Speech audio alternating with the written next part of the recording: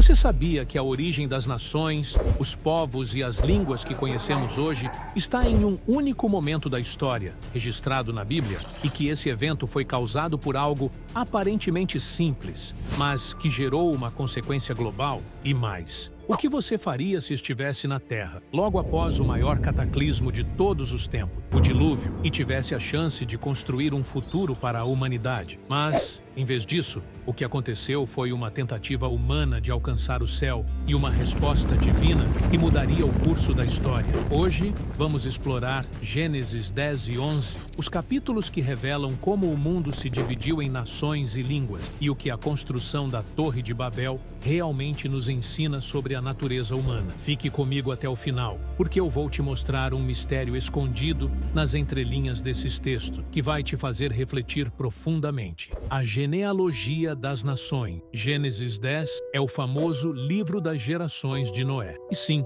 ele está cheio de nomes e genealogia. Vamos ser sinceros, muita gente pula essa parte da Bíblia porque parece ser só uma lista de nomes e descendentes. Mas, mesmo que a genealogia em si não seja o foco da história, ela é essencial para entender como o mundo moderno surgiu. Aqui vemos o nome dos filhos de Noé, Sem, Cão e Jafé, e como suas famílias se espalharam pelo mundo após o dilúvio. Cada um deles se tornou o ancestral de grandes nações que, por sua vez, seriam os fundadores dos povos que dominariam o planeta. De Sem, por exemplo, viriam os israelitas e outros povos da região do Oriente Médio. De Cão surgiriam muitas das nações que estariam em constante conflito com o povo de Deus. Esses nomes, embora possam parecer distantes e sem sentido, são o alicerce de muitas histórias que ainda iriam se desenrolar nas Escrituras. Eles são, de certa forma, os precursores de tudo o que viria depois, inclusive da Torre de Babel. A Torre de Babel. Agora,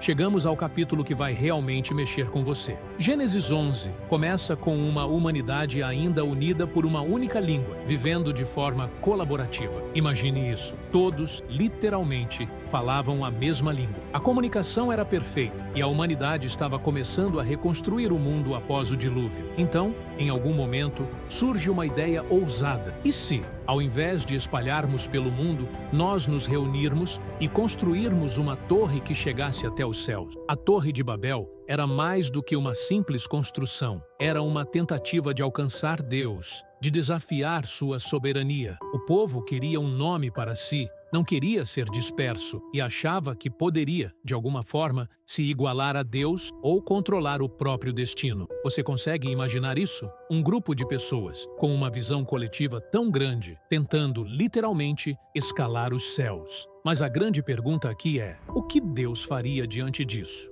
O orgulho humano e o julgamento divino. O texto de Gênesis 11 nos revela algo muito profundo sobre a natureza humana. O que começou como uma grande ideia de cooperação, de união e progresso, se transformou em um ato de orgulho. Eles não queriam mais depender de Deus. Queriam alcançar seus próprios objetivos sem precisar da sua intervenção. Mas Deus, que conhece os corações humanos, sabia que aquela tentativa de chegar aos céus era mais um reflexo do orgulho e da autossuficiência humana. Então, o que ele faz? Ele desce para ver a cidade e a torre e, ao observar, decide agir. Ele confunde as línguas dos homens, fazendo com que ninguém mais conseguisse se entender. Imagine o caos. De repente, as pessoas não podiam mais se comunicar. Uma nação se dividiu, povos se espalharam pelo mundo, e o grande projeto da Torre de Babel foi interrompido de maneira abrupta e total. O orgulho humano havia sido desfeito, e a humanidade, que pensava que poderia alcançar Deus, se viu impotente diante de sua ação. As consequências da Torre de Babel. Após a confusão das línguas, o que restou foi a dispersão dos povos. A Torre de Babel, que inicialmente parecia ser uma grande conquista,